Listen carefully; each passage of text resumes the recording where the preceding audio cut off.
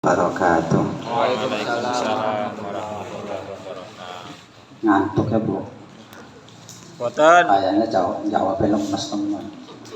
Ngomongnya Jawa ta nasional campur ya. Ulangi maling ya. Nggih. Assalamualaikum warahmatullahi wabarakatuh. Waalaikumsalam warahmatullahi wabarakatuh. Innal hamdalillah assalatu wassalamu ala Rasulillah wa ala alihi wa sahbihi wa mawalah wala haula wala quwwata illa billah. Amma ba'd.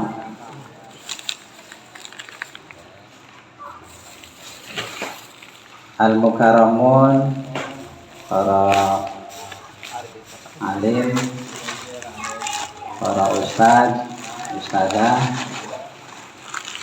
wabil khusus ketua TKM Masjid apa Pak? Nurul Ummah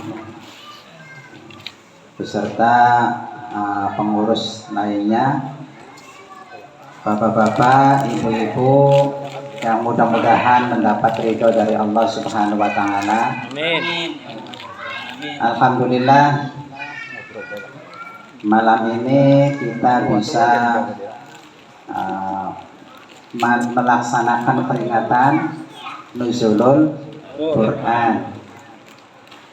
Tanggal pinten Bu saniki Bu? Ramadannya tanggal pinten?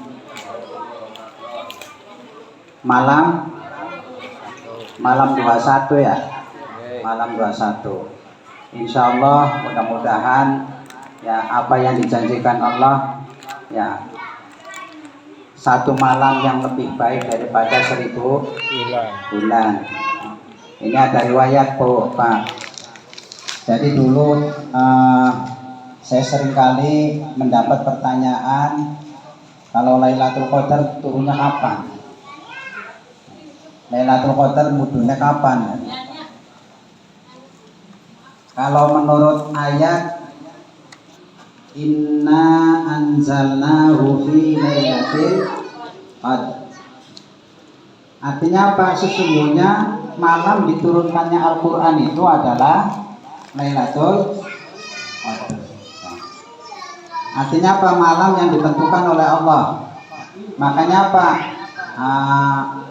Mazhab yang 4 saja itu berbeda-beda dalam menceritakan tentang Lailatul Qadar. Jadi ada Imam Malik itu menceritakan seringkali mendapatkan Lailatul Qadar pada malam 21. Mudah-mudahan malam ini apa ya? Mudah-mudahan yang hadir ya, yang malam ini bisa menghidupkan malam ganjil pertama di akhir 10 akhir Ramadan. Kemudian Imam Syafi'i pernah menceritakan bahwa Lailatul Qadar itu turunnya pada malam 23. Kalau Imam Hanafi atau siapa Imam Hanafi namanya Pak? Nggak tahu ya Pak. Lalen itu baca. Ya, Abu Hanifah. Ya, Abu Hanifah itu mengatakan malam 27. Ya, sedangkan Imam Ahmad bin Hambal itu seringkali mendapatkan Lailatul Qadar itu pada malam 17 Ramadan. Nah, terus yang benar mana? Semua berbeda-beda. Jadi diambil kesimpulan, setiap orang Islam yang melaksanakan ibadah puasa, insya Allah semuanya dapat Lailatul Qadar. Artinya Qadar itu adalah ketentuan Allah. Jadi kapan saja, kalau misalnya harus orang yang baca Quran, terus yang sholat, terus nah ini bagaimana bapak-bapak yang kemudian dapat kerja shift malam, padahal mereka itu ingin sekali mendapatkan Lailatul Qadar. Apakah kemudian meninggalkan pekerjaannya, padahal pekerjaan adalah amanah? Ya. Maka insya Allah apapun yang dilakukan akan dapat Lailatul Qadar. Cuma kadarnya berbeda-beda. Kayak orang sholat, Bu, sholat sendirian itu dapat 1 derajat, ya Bu. Kalau sholat jamaah berapa? 27. Apakah 27 derajat itu sama bobotnya? Mesti berbeda, ya. Tapi dapat sama 27-nya, tapi bobotnya berbeda. Sama seperti gini nih, 1 karung beras dengan 1 karung kapuk, kira-kira berat mana, Pak? Berat beras, ya. Walaupun sama-sama 1 karung.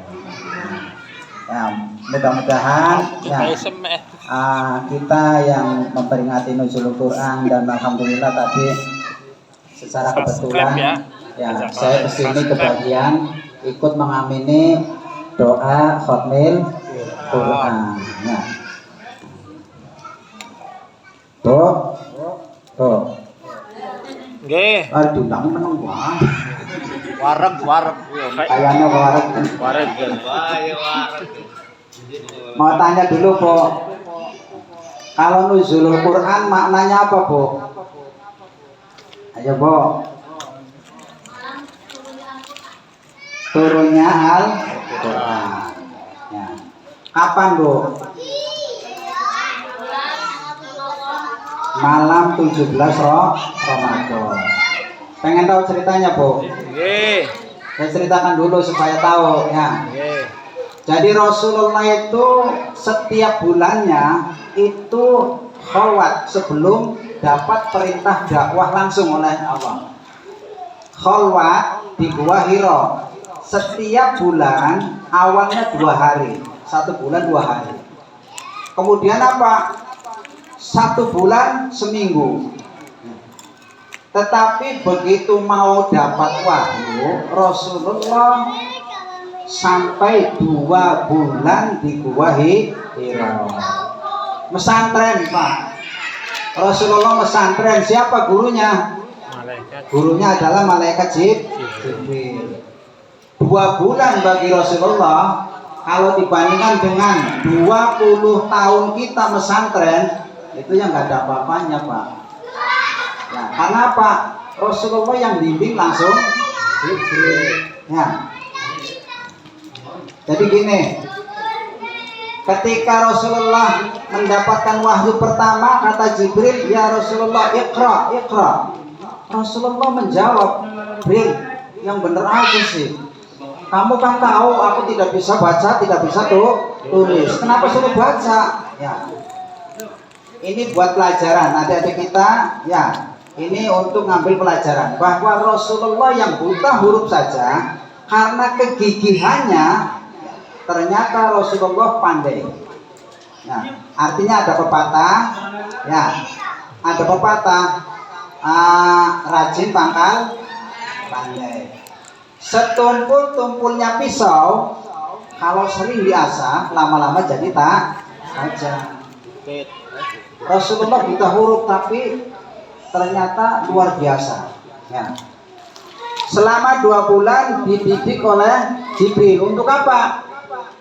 Untuk dipersiapkan bahwa Rasulullah akan diterjunkan langsung berdakwah secara terang-terangan. Ayat yang pertama kali turun adalah Iqra bismi rabbikal ladzi khalaq khalaqal insana min 'alaq. Menceritakan tentang anatomi tubuh manusia. Artinya apa? Rasulullah dakwah tidak hanya menyampaikan ayat tanpa praktek. Artinya gini, manusia itu punya anatomi, ya, di mana anatomi tubuh manusia itu saling keterkaitan. Coba kalau yang pandai ilmu refleksi itu dari penelitian, yang sakit kepala bukan kepala yang dipencet, tetapi di Lapak tangan. telapak tangan atau telapak kaki. Karena apa? Ada syarat-syarat tertentu yang tidak boleh dipencet langsung pada tempat yang sakit. Tetapi apa? Melalui proses syarat-syarat tertentu. Rasulullah diajari itu oleh Jibril. Berarti Rasulullah bukan hanya untuk pendakwah tetapi sebagai tabib, sebagai dokter. Kemudian apa? Ya, memperkenalkan kebutuhan manusia, tubuh manusia itu ya sesuai dengan diciptakannya manusia itu ada 4 unsur. Apa saja, Bu? Ada tanah, ada air, udara, ada api, api, ada angin. Maka 4 unsur ini bisa jadi obat, Pak. Ini bagi orang-orang yang senang neliti. Ya. Coba kan ada pengobatan dengan tanah. Orang tua kita dulu, saya pernah kena sengat binatang berbisa. Obatnya apa, Bu? apu, Sumbu kayu yuyu, Bu. Tahu sumbu kayu yuyu, Bu? Yuyu apa yuyu? Bahasa Indonesia apa yuyu? Uyup, Pak. Itu kan biasanya masuk ke tanah kemudian ada mengeluarkan tanah yang warnanya hitam. Tanah itu ternyata mujarab buat mengobati bisa. Ya. ngantuk, Itu luar biasa orang tua kita. Ternyata apa mengambil dari kisah Rasulullah itu ya. Satu contoh gini, mungkin riwayat ini sudah sering dengar.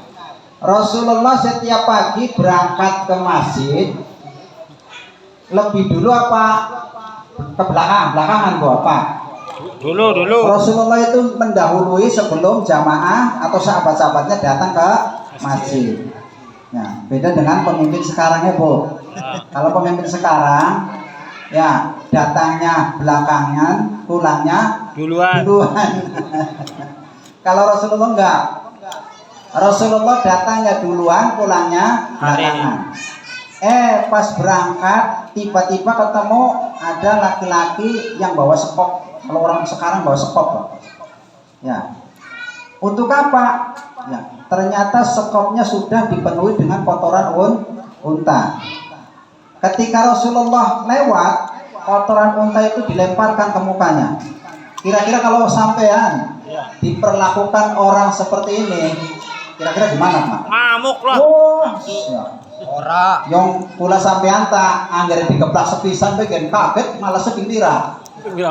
Pirang-pirang ya karena kaget. Tapi Rasulullah itu pulang kemudian kata istrinya, ya Rasulullah kenapa kau pulang? Oh nggak tahu, lihat ya bajuku, wajahku penuh dengan kotoran unta. Terus ya akan aku cuci.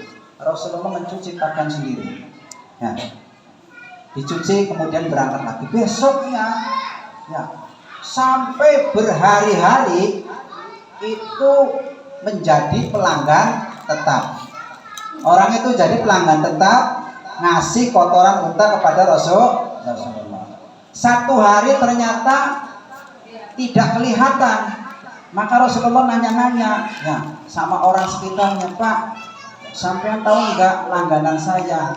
Ya, siapa ya? Rasulullah. Iya yang biasa kalau pagi ngasih ini ya. Jadi, katanya sih lagi sakit, rumahnya di mana? Di ujung sana. Akhirnya apa? Rasulullah pulang, ya, ke istrinya, wahai istriku, ada apa di rumah? Ya, punya roti, kemudian air zam-zam. Beliau mendatangi. Begitu datang, kemudian ketuk pintu, mengucapkan salam. Orang yang di dalam tahu persis suaranya Rasulullah. Lagi sakit, nggak berdaya. Rasulullah dengar suara Rasulullah itu sudah gemetar. Karena apa? Waduh, ya, celaka. Ya, ini kalau Rasulullah ngejak bulet nggak? Wah, lahir wis lah. Lahir pokoknya. Ya, ternyata apa? Ya, ngomong sama anaknya, bilangin. Ya nanti kalau itu Muhammad, bilangin bapak nggak ada. Itu sudah ngajarin bohong sama anak. Ya, anaknya menjumpai Rasulullah. Ya, jadi nak bapak ada. Nanti pak, bapak siapa? Nanya dulu anaknya. Saya Muhammad. Ya, kata bapak, kalau yang datang namanya Muhammad, kata bapak tidak ada. Yang namanya anak-anak, jadi jujur. Ya, emang kenapa? Bapaknya di dalam lagi sakit. Dengar anaknya jawab begitu, ya semakin takut. Drop. Tetapi apa? Rasulullah minta izin untuk masuk. Begitu masuk, diucapin salam, ya. Dan dia udah pasrah, wahai Muhammad, mau kau apakan aku terserah. Ya, aku tidak berdaya. Ya. Ternyata Rasulullah ya memberikan bagaimana cara mengobati. Tanya sakit apa? Ya, itu sakit perutnya sakit, tapi dari perut akhirnya apa? Seluruh tubuh sakit. Ya. Makanya apa? Kata Allah, kulu washrobu walatus. Makan dan minumlah, tetapi jangan berlebihan. Ada lagi, kulu min thayyibati ma razaqnakum. Makanlah oleh kalian dari rezeki yang baik. Ini resep untuk saya sehat. Nah, akhirnya Rasulullah ya mengajarkan satu doa kepada orang tersebut. Ya. Caranya gimana? Rasulullah jarinya memegang tanah. Ya. Dipegang tanah, ya. Kemudian membaca satu doa. Ya. Ini kalau mau diijazah yuk. Ijazah. Sekalian ya. Ya. Rasulullah baca basmalah 3 kali. Ya. Tapi jangan bismillah 3 kali, bukan. Ya. Bismillah 3 kali. Ya. Bismillahirrahmanirrahim, baca yang sempurna. Kemudian baca isti'adzah 7 kali. A'udzu bi'izzatillahi wa qudratihi min syarri ma ajidu wa uhadiru. Apa ya apa? Ulangi ya. Melas Jawa. Ya. Baca bismillah 3 kali, kemudian isti'adzah a'udzu bi'izzatillahi wa qudratihi min syarri ma ajidu wa uhadiru. A'udzu bi'izzatillahi wa qudratihi min syarri ma ajidu wa uhadiru. Itu dibaca 7 kali. Kemudian setelah ditempelkan ke tanah, ya, beliau menanyakan yang mana yang sakit. Dari tanah itu, telunjuk yang kena tanah itu, kemudian diusapkan ke tempat yang sakit. Ya, itu ngajarin orang tersebut bangun langsung, ya Muhammad, asyhadu an la ilaha illallah wa asyhadu anna Muhammad. Langsung ishad. Ya, dia tadinya paling benci sama Rasulullah. Nah itu, ya, itu Rasulullah ya. Nah, kalau kita mau pengen ngaku umatnya Rasulullah, ya ikuti jejak Rasulullah. Ya, artinya sedikit-sedikit lah. Ya. Karena apa? Kalau Rasulullah sih maksum, langsung yang jaga Allah. Kalau kita ya boro-boro. Makanya kita karena kita harus sadar kita ini lemah, kita hina, kita bodoh.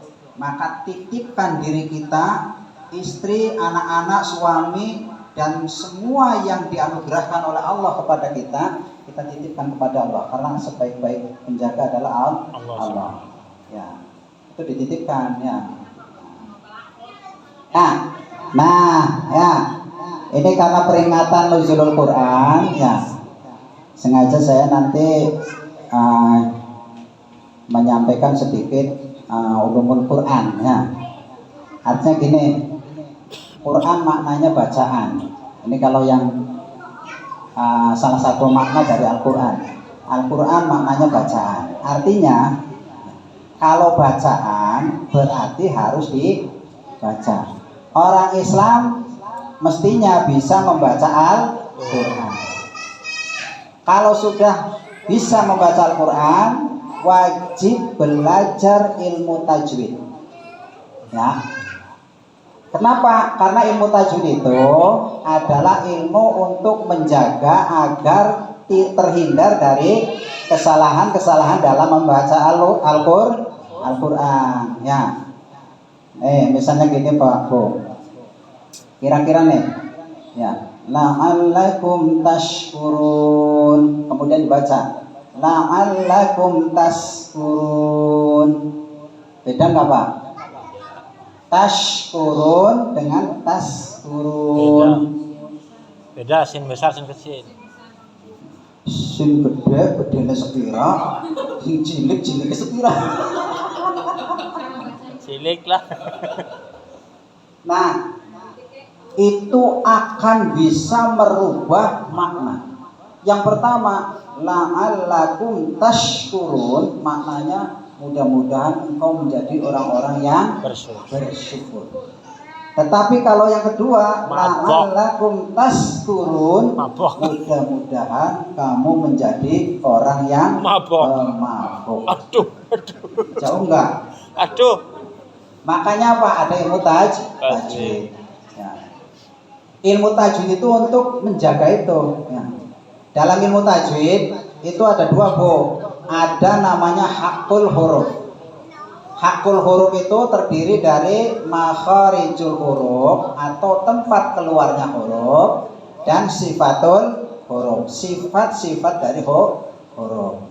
Ya, makanya tadi kan beda. Shin tempatnya di mana, sin tempatnya di mana. Ya, saya sering kali kalau dulu saya waktu kecil juga begini. Saya dulu waktu kecil Bu, Pak, khatam Quran kelas 2 SD Bu. Sampai khatam Quran SMA. Saya kelas 2 SD khatam Quran. Kalau ngaji itu dikenal dengan bacaan yang cepat. Banyak yang senang karena apa? Ya, anak ajaib. Masih kelas 2 tapi apa? Baca Qurannya ya lancar. Sampai laris manis Pak. Ada orang berangkat haji diundang untuk baca Quran. Ya, sampai ya itu yang biasa ini 1 jusan itu. Orang lain dapat 1 juz, saya dapat lebih dari 2. Ya. Orang-orang pada lingah lu ini bener-bener macamnya ya. Enggak hanya di desa saya saja. Sampai ke Pabuaran, sampai Kalimaro pernah diundangi gitu ya. Bahkan apa yang paling hebat lagi, setiap kali ada orang sakit, keluarganya itu ngundang saya. Katanya mandi bacaan Qur'annya. Orang sakit kalau malam sakit kemudian ngundang saya suruh baca Quran, besoknya mandi Pak. Sembuh. Mandi mujarab temen ya. Anehnya orang pada suka ya Pak. Pada suka, berarti setelah saya besar tuh, berarti orang-orang dulu kalau keluarganya ada yang sakit ngarep-ngarepnya kakian mati. Ya, karena apa? Kesel ngopeni orang sakit. Jujur ya Pak ya, Bu, ngurus orang sakit itu capek. Ya. Makanya apa? Nilainya besar karena apa? Ngurus orang, apalagi orang tua kita. Kalau orang tua kita sakit itu, masya Allah ya. Orang tua sudah rewel, ya, ngamuk-ngamuk baik, ya. Wah, ya. Linglung pisan, ya. Wis mangan mau ini jadi mangan mana, ya. Macam-macam lah ya. Anda wong pisan. Ya itulah ya. Ujian bagi kita anak, ya. Itu kalau sabar, ya, maka jaminannya surga. Ya. Surga Bu, kata Nabi, mala ainun ra'at wala udhunun sami'at. Surga itu tidak bisa digambarkan, tidak bisa didengar oleh telinga, dan tidak bisa dilihat oleh mata. Nabi Adam Pak, waktu di surga, kira-kira makan makanan surga enggak Pak? Makan. Cara sama. Endean. Oke, ya, disampaikan nggih. Sampean berdiri mainan Android 1 jam 2 jam kerasa enggak? Orang rasa. Saking apa nek? Nyaman Enak ya. Itu betulanan HP ku. Ya. Apa mana ini surga? Apa mana ini surga sih, baunya saja itu berapa ratus tahun sudah Kecil. bisa menjadi terlena kita. Makanya penduduk surga tidak punya jalan depan, tidak punya jalan Ya. loro di sini sih. Orang makan mah. Ruangan loro gede wis terlena ya. Iya, karena apa? Karena surga itu tidak bisa digambarkan. Jadi kira-kira enak mah di surga apa enak ning dunia, Pak? Ning dunia ta gedang rasa gedang ya. Mangan jeruk rasa jeruk. Di surga hanya duduk manis saja itu sudah masya Allah ya. Tidak duduk Artinya manis. tidak makan, tidak minum, karena mungkin dolanan HP orang makan minum ya. Iya kemana ya. Mau tidur, matanya sudah benar-benar ngantuk. Makanya saya sering nangani anak-anak SMA. Anak-anak SMA sekarang banyak yang kena Android. Artinya apa? Dia terhalusinasi. Ya. Seperti orang indigo. Padahal gara-gara Android. Masuk ke kornea apa? Di desa saya ada korban satu meninggal dunia. Ini gara-gara Android. Itu pecandu bener. Kalau sudah candu, masya Allah tidak ada siang, tidak ada malam. Ya, tidurnya kurang, matanya hanya untuk lihat Game. Padahal ya cahaya dari HP itu kan fokus. Itu tadinya begitu nikah, Pak, nikah, ya dia kerjanya juga pas di Telkomsel. Jadi ngadepin komputer lagi. Waktu istrinya hamil, ya periksa ke bidan.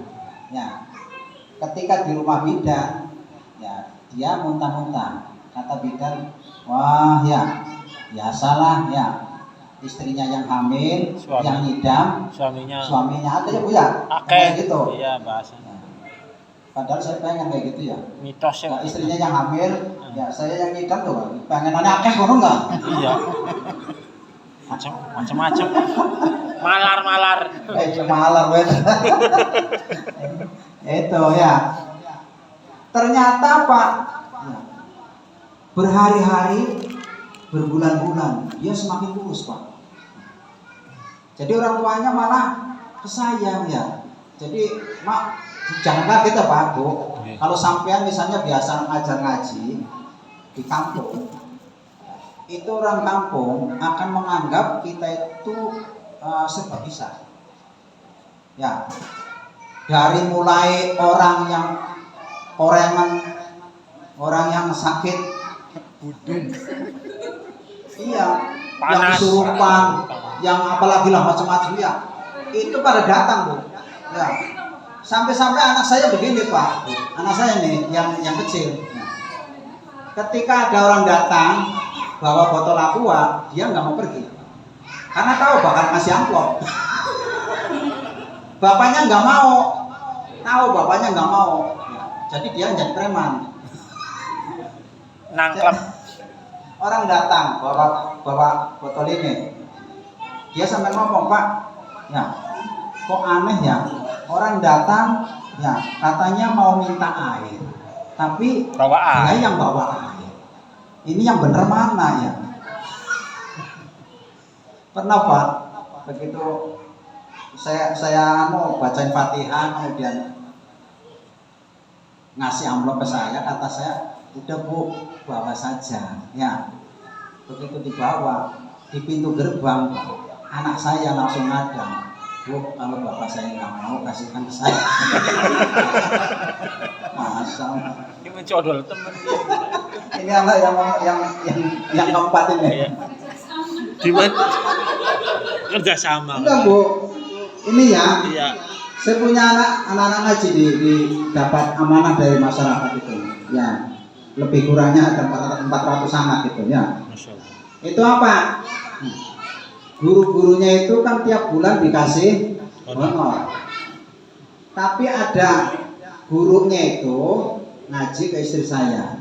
Berarti si guru itu muridnya istri saya. Ketika dikasih syahriah, dia nggak enak. Saya harusnya yang ngasih guru saya. Kenapa guru saya ngasih saya? Jadi apa? Nggak mau, tapi kata istri saya langsung maksa, udah bawa ya. Dipegang, begitu dipegang, cari saya. Ya, saya lagi ngobrol sama anak saya itu. Ya. Kata dia, ya Kang, mohon diterima. Ini guru ngaji nih. Apa-apaan sih kamu dapat rezeki tak? Iya, alhamdulillah dapat rezekinya. Ini mohon diterima. Akhirnya apa? Saya terima. Iya. Dia belum pergi, Iya. istri saya datang. Gue amplop sih siapa Pak?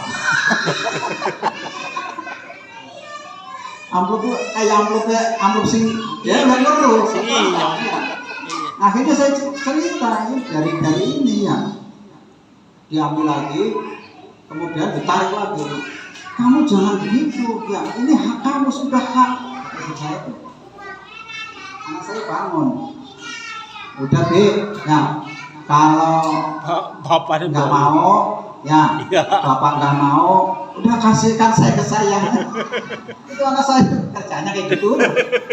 Aduh. cerdas anaknya. Iya, itulah ya. Nah, ya makanya apa? Makanya salah satu ilmu Quran adalah mempelajari ilmu tajwid untuk menjaga agar tidak terjadi kesalahan-kesalahan di dalam membaca. Ya. Jadi terkadang gini, orang dulu itu yang namanya ikhfa, Pak. Pasti sampai kenal semua. Ikhfa itu berngomong, ya. Sampai-sampai pikiran saya dulu waktu guru saya ngomong, ikhfa berngomong, bayangannya suaranya seperti tawon. Ya, gitu. Padahal makna ikhfa itu maknanya samar. Ya, samar berarti dalam ilmu tajwid itu suara tidak pada letaknya, itu namanya ikhfa. Contoh, nun, ya. Nani nuban, itu ujung lidah menyentuh langit-langit bagian depan dekat dengan gusi, ya. Dekat dengan gusi. Tapi kalau gini, nyanyi nuban, beda. Nani nuban, Iya, tetap beda. Karena apa? Tidak pada tempatnya. Makanya dalam membaca hukum tanwin dan nun mati, ikhfa itu dibagi tiga. Ada ikhfa akrob. Apa bu akrob bu? Korib. Parab. Ikhfa yang dekat. Kenapa disebut ikhfa akrob? Karena huruf nunnya itu dekat dengan huruf tersebut. Ya. Nun letaknya ujung lidah dekat gusi. Nah, kalau yang dekat berarti ada berapa huruf? Ada 3, ta, dal, to. Ya, makanya suaranya agak jelas, tapi bukan nun. Ya, indah, bukan indah. Kalau indah berarti apa? Suara nunnya bukan pada. Ya. Beda ya Pak. Nanti yang am langsung itu ada, namanya ikhfa apa kan? Ikhfa jauh. Disebut jauh karena apa? Nun itu di ujung lidah, sementara huruf yang dijumpainya itu berada di pangkal. Ujung dengan pangkal itu berjauhan. Ada berapa? 2 huruf, qaf dan kaf. Coba saya tes nih. Bisa nggak ngucapin huruf qaf? Qaf. Ak. Paling enak kalau baca Iqra saja. Oh, paling enak itu ya. Iqra. Di mana Bu? Tempatnya Bu? Tenggorokan. Di mana yo? Di rongga dalam. Yo. Tenggorokan itu ada nama disebut itu halqiyah. Halqiyah itu hurufnya ada 6. Ada hamzah, ha, ain, ha, terus bin dan kha. Ya, makanya ada fathir lada hamzin wa ha'in ha'i wal aini summal qaini summal kha'i. Ya, itu dalam nadoman bahwa itu termasuk huruf idhar. Idhar halqi. 6. Qaf ada enggak? Enggak ada. Tetapi Tapi kebanyakan dari kita baca qaf masuk ke dalam tenggorokan, berarti merampas haknya khalqiyah. Ya, ada tempatnya. Tempatnya di mana? Pangkal lidah diangkat ke langit-langit bagian belakang. Ya, kalau orang Jawa sih orang kita intil-intil apa? Iya. Tapi jangan di dalam intil-intilnya, tapi Cetak. di luar intil. Nggak tahu namanya apa sih itu. Langit-langit apa sih pojokan? Belakang sebelum Iya. rongga. Jadi jangan masuk ke dalam tapi di luar. Qaqiqu baqtuqan qaniqaqna minal muqni maqiqan qaniqa. Bisa kok? Coba. Qaqiqu baqtuqan qaniqaqna minal muqni maqiqan qaniqa. Beda nggak dengan gini? Qaqiqu baq. Nah itu enak sih, enak kedengarannya, tapi apa? Salah.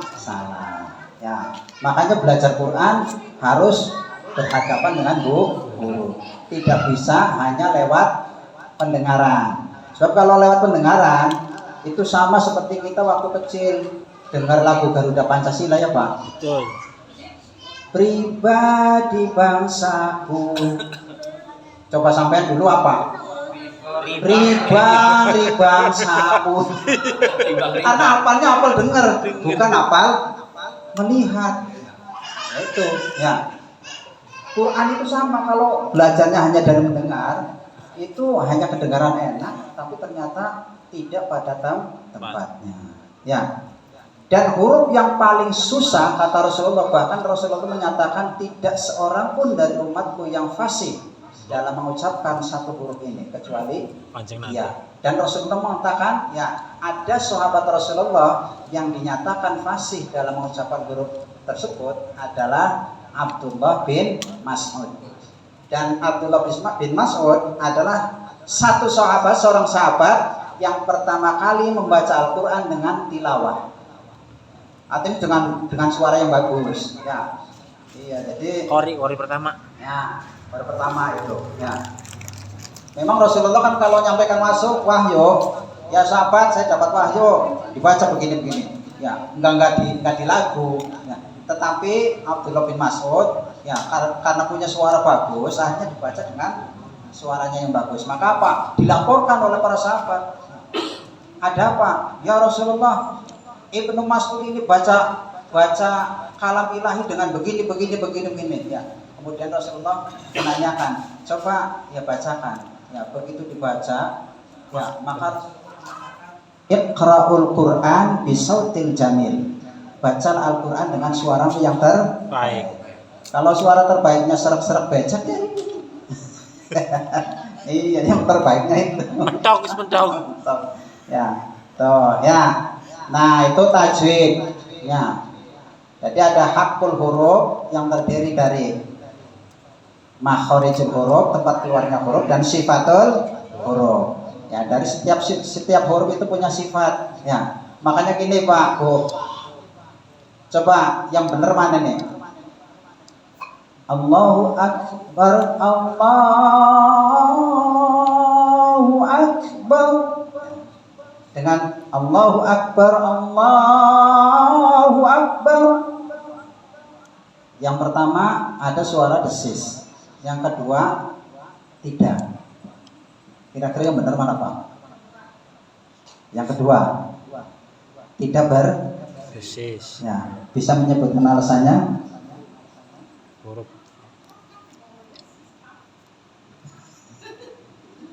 Jadi kaf itu punya sifat al-hams, artinya mengeluarkan desis. Tetapi tidak selamanya huruf kaf itu ya harus bersifat hams. Ya, hams itu kalau sukun letaknya di akhir kalimat. Misalnya gini, alam nashrah laka sadrak. Nah, ini baru ada Iya. Ada ehonnya, Pak. ada Kalau di wakaf ya. Tapi kalau di tengah harus ditahan. Ya, itu namanya arifwah. Ya. Jadi Allahu Akbar, bukan ak. Ya. Tidak selamanya menghembuskan angin. Ya. Adanya di masjid bisa Jumatan. Aduh. Makanya perlu belajar nggak boleh berhenti. Minal mahdi ilal Lahdi. lahdi. Terus belajar nggak boleh berhenti. Ya. Nah. Kaf juga itu punya sifat namanya asyidah. Ya, kuat. Kak, ya, nggak boleh kakiku. Ya, beda hamas kakiku. Bang Roma. Akbar kabiro. Itu orang Belanda. Iya, ya. Jadi apa? Makanya harus tahu itu ya, supaya apa? Supaya bacanya Benar. Ya, ta juga sama. Ya, ta juga sama. Jadi tidak selamanya ta itu hamas. Ya, kecuali di wakaf bagian belakang. Nah, nih, kemudian ada namanya setelah hakul huruf ada mustahakul huruf.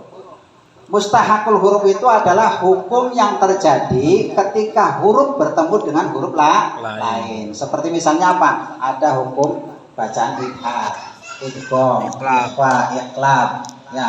Bahkan ada al-khaisum. Al-khaisum apa, Pak? Pernah kerungu. Pangkal hidung. Jadi kayak suara nun tasjid dan mim tasjid itu langsung ke pangkal hidung. Ya, nggak boleh ngambang. Ya. Jadi nggak boleh inna, tapi in masukkan ke pangkal hidung. Cuma seringkali kita mendengar ada orang baca Quran begini. Ya, bukan khaisum tapi dibaca khaisum. Ya, pernah dengar kayak gini?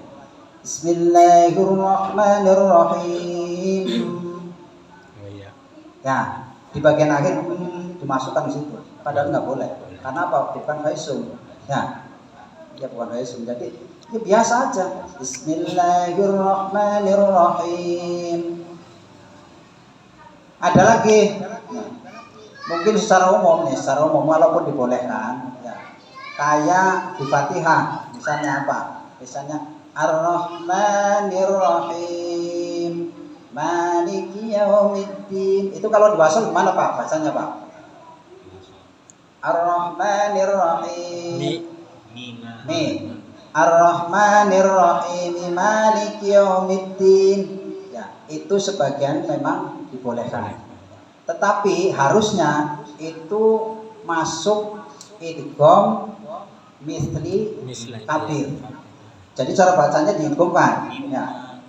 Ar-Rahmanir-Rahim Maliki Yaumiddin. Itu kalau dibasol. Ya.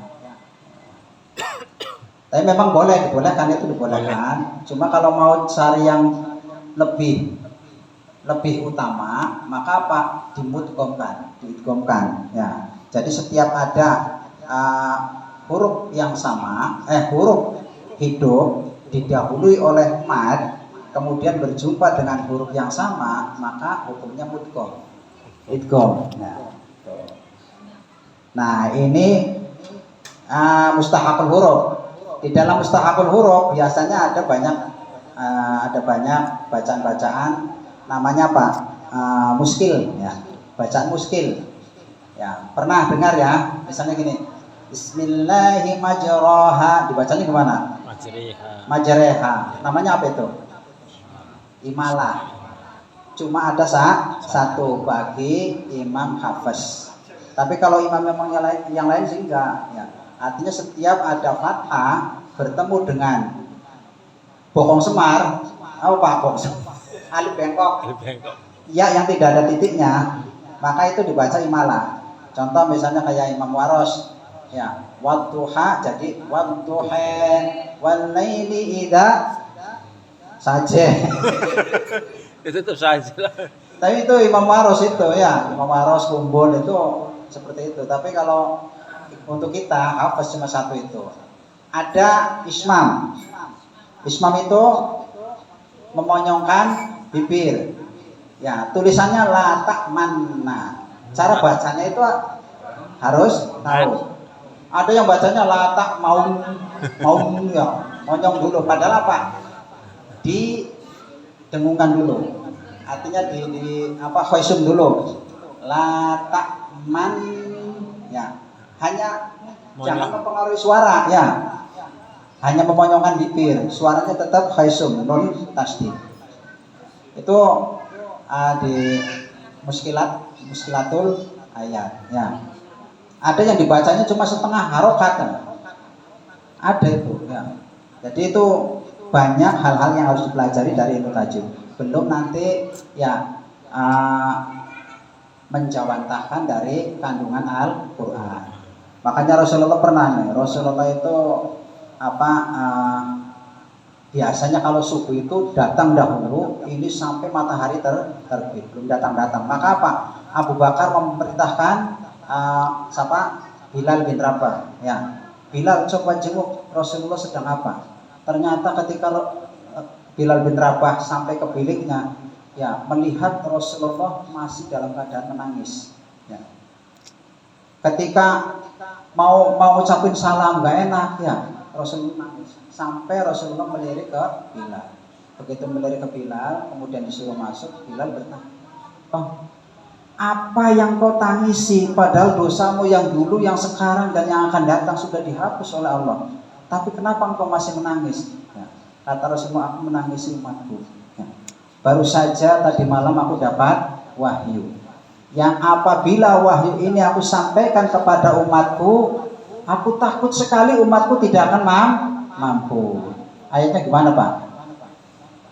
Inna fi khalqis samawati wal ardi wa ikhtilafil laili wan nahari la ayatin li ulil albab. Sesungguhnya di dalam penciptaan langit dan bumi, pergantian malam dan siang adalah beban riset untuk orang-orang yang berpikir. Terus siapa sih yang disebut ulil albab? Ayat berikutnya mengatakan bahwa alladzina yadhkurunallaha qiyaman wa qu'udan wa 'ala junubihim wa yatafakkaruna fi khalqis samawati wal ardh. Artinya orang-orang yang ulil albab, orang-orang yang menggunakan akal fikirnya adalah orang-orang yang selalu ingat kepada Allah dalam keadaan qiyamah, berdiri, wa qu'udan, duduk, wa 'ala junubihim, dan dalam keadaan berbaring. Dalam keadaan apapun dia akan selalu ingat Allah. Dan yang memikirkan penciptaan langit dan bumi. Pak, Bu, kayaknya Rasulullah menyatakan utlubul ilma walau bisin, itu tidak salah, Bu. Ya, tidak salah. Tuntutlah ilmu walau di negeri Cina. Padahal negeri Cina adalah ateis, Bu. Ya. Anti Tuhan. Tapi kenapa dalam hal pengetahuan dimanapun kita wajib belajar. Coba Bu, tahu tanaman yang kadang-kadang nempel ke kulit kita gatel Pak, Bu? Ya. Namanya apa itu? Kerawe. Kalau di tempat saya namanya klatem. Nah, itu kalau nyentuh kulit gatel. Kalau ada tanaman itu oleh kita diapakan Pak? bakar. Dibuang. Tetapi ternyata orang Cina justru mencari. Kemarin ada banyak orang-orang mencari untuk dijual. 1 kilonya itu yang hampir 3.000 rupiah. Lumayan ya, Mas. 1 kilo. Kata saya untuk apa? Ternyata untuk obat. Siapa yang buat? Orang Cina. Orang Cina lagi ya. Kitanya Masya Allah ya. Kita yang punya dimodali oleh Allah punya ya, Alam yang subur. SDA, Iya. tetapi kita belum mampu untuk mengelolanya. Ya. Makanya apa? Tuntutlah ilmu, belajar kepada siapa saja. Yang penting untuk memanfaatkan alam yang diberikan oleh Allah. Ya. Kalau kita makan buah mangga, yang dimakan apanya Pak? Dagingnya. Kulitnya buang. Terus jerone daging karena peloknya buang. buang maneh. Ternyata pelok di dalamnya itu kan ada Putih-putih ya. Putih-putihnya. Ternyata bisa untuk obat bronkitis. Aduh. Ya. Ini memet temen gitu. Dijemur, kering, kemudian di Blender. giling. Giling. Ya, sampai lembut, Ya. kemudian apa dibuatkan kapsul. Itu ternyata bisa untuk obat bronkitis. Sama seperti akarnya putri malu. Kita punya tanaman putri malu ya dibuangin karena apa? Rine. Rusuk ada rine ya, dibuang. Ternyata apa? Akarnya itu bermanfaat. Kelor ya Bu, Pak. Dulu kalau kelor waktu saya masih kecil sering jangan kelor ya. Iya. Iya. Tapi biasanya jangan kelor kanggone gue pengantin anyar. Anyar, bener. Bu apa anu deh gue.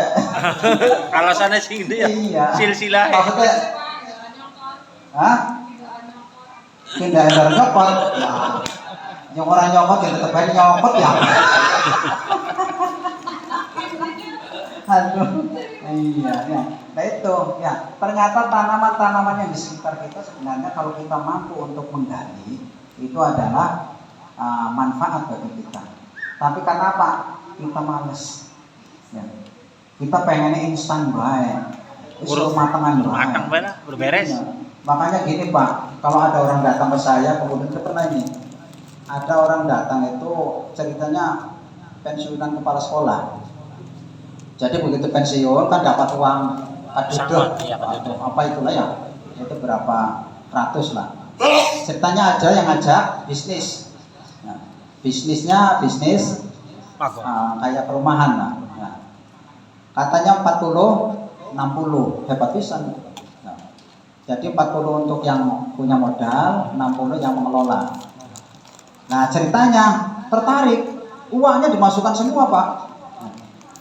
Bulan pertama bener, Keduanya macet. bulan kedua ketiga detail sampai setahun lebih Orang cair-cair. tidak ada apa-apanya, orangnya kemana? Ya. Kabur. Iya. Akhirnya apa dicari-cari. Begitu dicari ternyata apa orangnya malah ngejak gelut Pak. Ya. Saking jengkelnya, ya dia akhirnya apa? Jual ini, jual itu untuk mendatangi orang-orang Pintar. orang-orang pintar. Pengennya sih santet bos. Saking dugale, pokoknya santet. Beres. Ya. Bahkan apa datang ke saya, ya mintanya seperti itu sampai udah Pak, Bapak minta mahar apa? Bayarnya Pak. Ngomong kita nih jangan Sapi.